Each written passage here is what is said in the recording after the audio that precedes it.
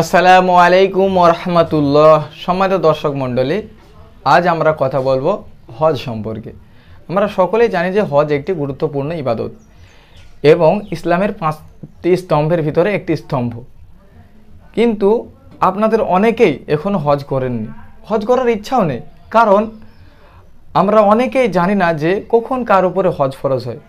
আল্লাহ সুবহানাহু ওয়া তাআলা সূরা আলী ইমরানের 97 নম্বর আয়াতে বলেন, যাদের আল্লাহর ঘর অর্থাৎ বাইতুল্লাহ পর্যন্ত পৌঁছানোর সামর্থ্য আছে তাদের উপরে হজ ফরজ। তাহলে আপনার আমার যদি এই পরিমাণ সম্পদ থাকে যে আমি পরিবারের খরচ মেটানোর পরে মক্কায় গিয়ে ঘুরে আসতে পারবো, তাহলে আপনারও আমার উপরে হজ ফরজ।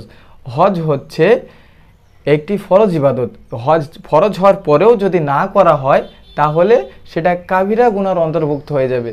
তো ইনশাআল্লাহ কার কতটুকু সম্পদ আছে আমরা নিজেরাই খুব ভালোভাবে জানি।